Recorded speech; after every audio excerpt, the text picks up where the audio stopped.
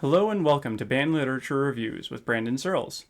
Band Literature Reviews is a series that evaluates concert band music from the perspective of a small school director. This is episode 1, The Beginning. In today's show, I'll introduce myself with an About Me segment and discuss two pieces of concert band music, the Tempest and Irish Tune from County Derry. I hope you enjoy episode 1, The Beginning. Once again, welcome and thank you for listening. As I mentioned before, my name is Brandon Searles. My tag here on YouTube is Band Lit Reviews. And to tell you a little bit about myself, I am a kindergarten through 12th grade music teacher in Thorpe, Washington. I teach primarily band, choir, and elementary music. This is my 7th year of teaching, and I've had a lot of fun with it so far. And I am going back now to get my master's. I've completed one summer of it, and this project and series is actually part of a second project I'm doing. It's called a practical application through the American Band College. This practical application is intended to develop pedagogy with band literature. Secondly, I'm doing this series for the sake of other small schools that I'm hopefully able to reach, because oftentimes we are very isolated and don't have a lot of resources. And I want to create resources for other teachers who are in similar situations. I want to evaluate pieces of quote-unquote standard repertoire for smaller or less experienced bands. I want to give you enough information to know if the piece is approachable for your band or situation, and to give possible alternative arrangements that might be more approachable if they are not approachable initially with the version that I show you. The format of this video series will be about 3 to 4 pieces per episode. We will listen to a recording of each piece, unless the piece is a dramatically longer piece of music, in which case we will do excerpts from movements or something to that effect. I will aim to have differing styles and different grade levels of music for a variety.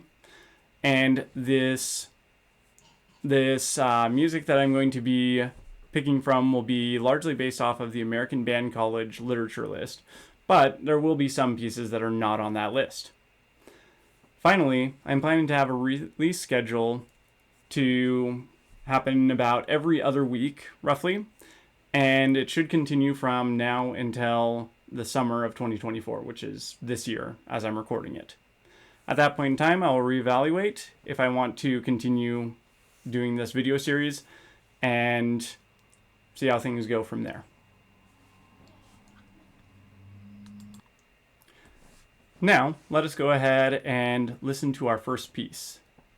This is The Tempest by Robert W. Smith.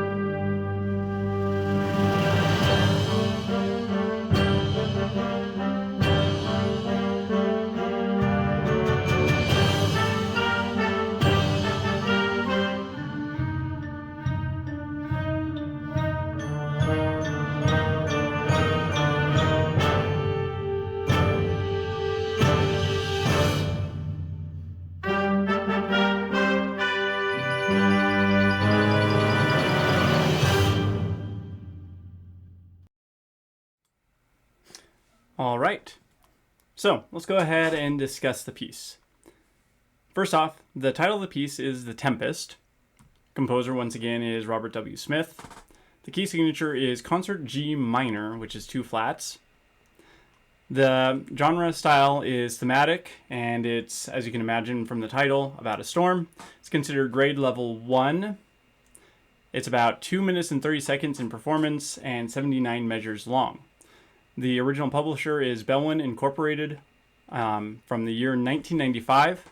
The suggested tempo is 136 to 144 beats per minute. Let's talk a little bit about the composer. Robert W. Smith is a composer who actually recently passed away as of me recording this video back in September of last year. He has written lots of approachable music for younger groups. He does have some more advanced literature, a few of which I'm going to list here below. Those include Africa, Ceremony, Song, and Ritual, which is grade level 5. The Great Locomotive Chase, grade level 3. Inchon, the grade level 4. And Furioso, grade level 1.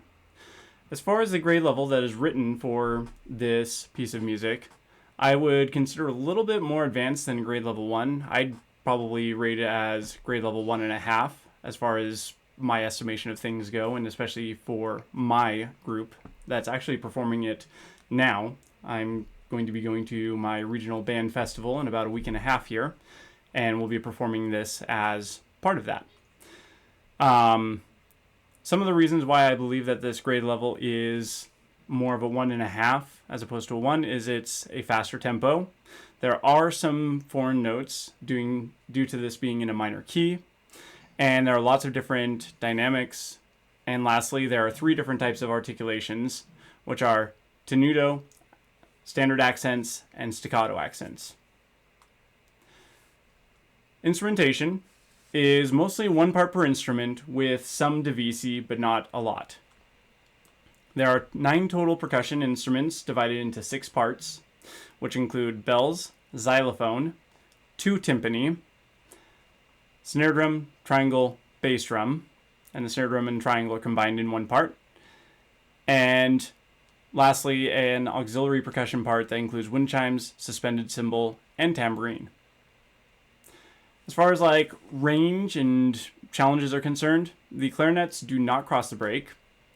Robert W. Smith does put a comment in that more advanced students on clarinet could play this part above the break at certain locations which are specified. Secondly, the clarinets have a lot of melody with a very exposed beginning, so you're going to definitely want to have some confident clarinets. I personally happen to be a clarinet player, so I feel like this is an adequate challenge for me as a band teacher with that background. The trumpets go up to a high E in the staff, and it's just 1 time sustained for 8 counts. This is also one of those divisi parts where any other trumpets you have would go to a high C sharp instead, below that E. The French horns, they go up to an E in the staff, which I consider pretty challenging for a middle school player. My French horn player that I have, the single French horn player I have, is having a lot of challenge getting up to that E, which is also a divisi part, so I'm having him play the D, and the alto sax can play the F sharp in their key signature to cover that. So there are some allowances that make it a little bit easier to manage that. Next, the trombone, baritone, bassoon part has a lot of F sharps in it, which is 5th position or 2nd and 3rd valve. It's approached from the G above it, which makes things slightly easier. So it goes from that 4th position G to 5th position F sharp. So not too bad to manage, but still 5th position is one of those things that you hesitate on putting in front of your potentially first-year trombone players, which both mine are. They're 6th graders this year. The other part of the challenge is that the same part goes up to a D above the staff. It's not the easiest and has been a challenge for my trombones, but they've been really willing to give it a try at least. So that's the good news there as far as my band is concerned. Moving on to rhythms and percussion. There are, and this is rhythms for the whole band, by the way, and it also includes some of the challenges for percussion as well. So I'll try to differentiate those in this recording. So there are groups of 2 and 4 eighth notes. So duple eighth notes and 4 in a grouping eighth notes. There are ties. However, there are no dotted rhythms, which make things a lot easier, I've found. I find that a lot of my 6th graders struggle with seeing dotted rhythms. Those are not present in this piece. There is a very challenging bass drum part specific to percussion. There's a part where at around measure 45, it goes into this 1, 2, 3, 1, 2, 3, 1, 2 feel. And it feels a lot more like 8/8 time as opposed to 4/4 time. There are some optional rolls in the snare drum part. My snare drummer is handling this really well because she's an 8th grade student and she has learned the basics well enough to be able to do that. But the snare drum doesn't have to have those rolls in there. He's written it in as optional. There are a lot of moments for the whole group where there's a rest on beat 1 with quarter and eighth note rhythms after that in that measure. I've been having a lot of difficulty teaching that to a lot of my students, and a lot of them will play just right on beat 1, and beats 2, 3, 4 are not lining up quite the right way. So I've had a lot of fun trying to teach them that, and they're finally starting to get it, but it's a definite challenge. And then the last part is the kind of untraditional accents that are in the middle of slurs towards the end at measure 69 onwards. All those challenges considered, my overall recommendation is yes. I think it is approachable by a smaller group from a small school in the middle school level. Here are some of the reasons why I believe that. First off, there are parts that are doubled that make it easy for all parts to be represented in the music, even with a more challenging instrumentation situation. Secondly, there are only 1 part per instrument with only some divisi, and not in all the instruments. Makes it really easy when you have 1 of each instrument. There are a few that you would definitely need to have 2 of.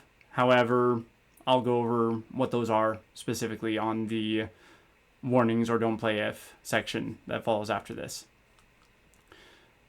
Also, there are opportunities for differentiating or extending learning for some of your players that are more advanced, because we all know that that's one of the biggest challenges of being in a small school situation where you're trying to challenge the older students enough that it's fun for them, but at the same time not overwhelm your younger students. This piece has a lot of offerings for that.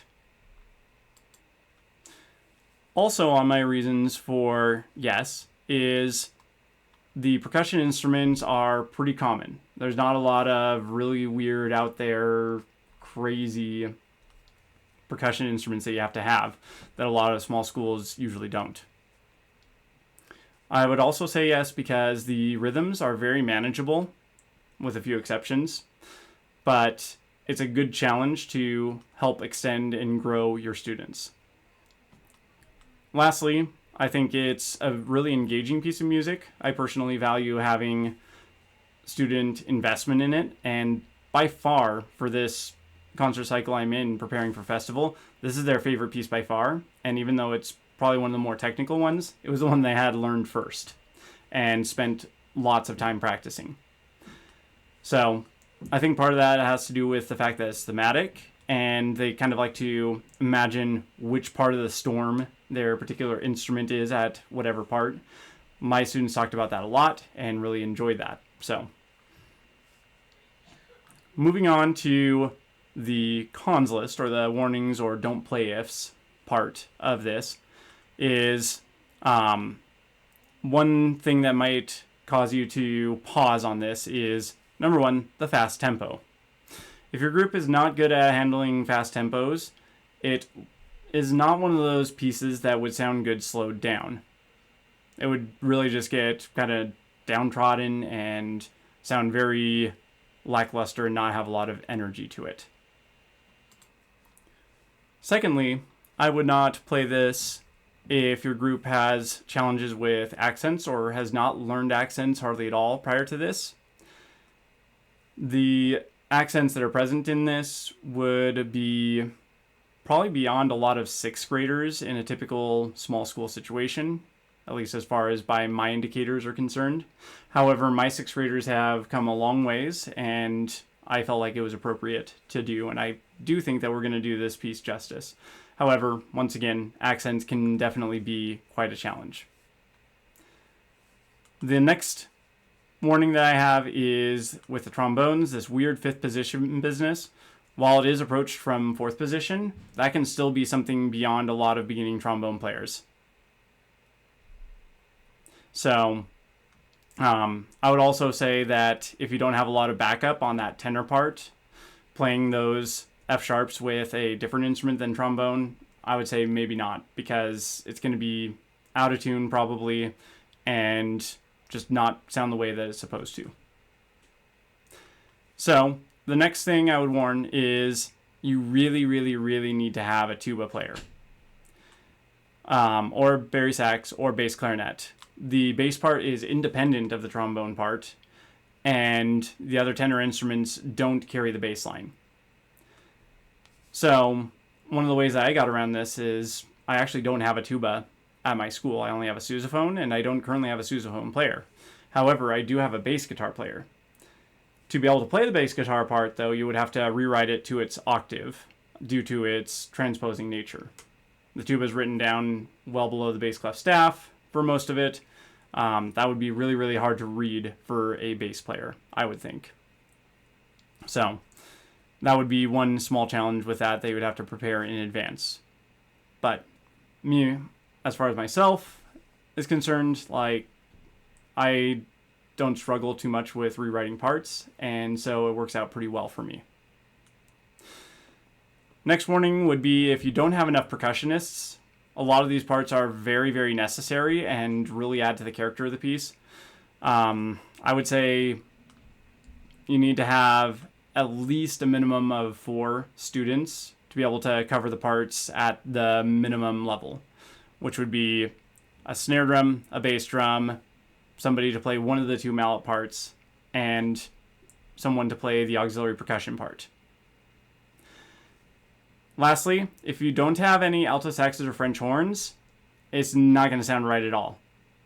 The primary melody that happens and recurs pretty often is carried by the French horn and the alto sax. So if you don't have either of those instruments, this is definitely not approachable. So that's what I have to say about the Tempest. Once again, it's overall a thumbs up from me. Pay attention to the reasons why it wouldn't be for your specific group. But otherwise, I hope you enjoy potentially playing this, and it's been a really great piece for my students so far. Let us go ahead and transition over now to Irish Tune from County Derry.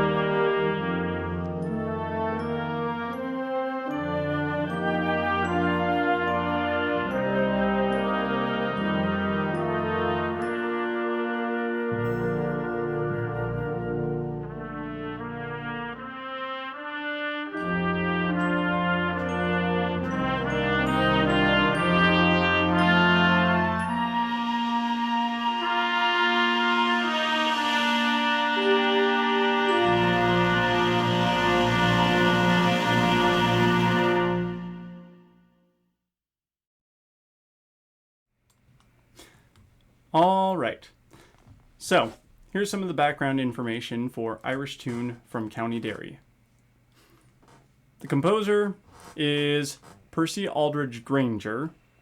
However, this particular arrangement is arranged by Paul Cook. The key signature is concert B-flat with 2 flats in it. The genre style is lyrical or folk.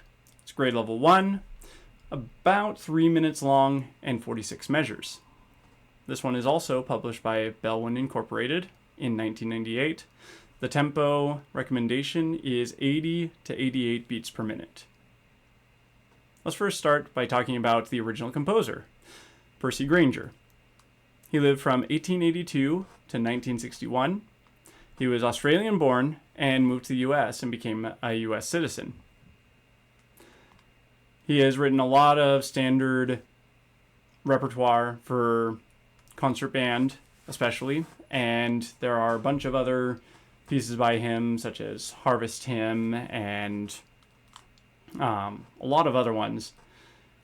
And odds are you probably have played at least some of his stuff, either you as a musician or you with your groups, perhaps. Now, to talk about the arranger. Paul Cook is mainly an arranger. He doesn't do a lot of original compositions, none that I'm aware of. He does especially a lot of good popular tunes for concert band, jazz band, pep band, and marching band. Odds are you've seen some of his music, or at least recognize his name from somewhere from that. Moving on to the grade level of this piece, the Granger original is like a level 3, 3.5, 4. Pretty challenging. This particular arrangement is considered a grade level 1, like I said before. I would say that that rating is overall pretty accurate. The emphasis on this piece is the phrasing and doing slurs accurately and beautifully. It has some chromaticism, but it's mostly diatonic. There are lots of crescendos and decrescendos, and I could definitely see a younger group getting lost in the texture of it and just kind of feeling listless and purposeless. As far as the instrumentation is concerned, it's mostly one per part with little to no divisi. Also, there are 6 total percussion parts that are split between 4 percussion roles. It can be managed by 3 percussionists and hold together with the auxiliary percussion, snare drum, and bass drum. Another fun little bonus is it has a rehearsal piano part. This could be for somebody who is a primary piano player that's conducting, or it could have a student playing along with it if they so wished to get more experience on piano.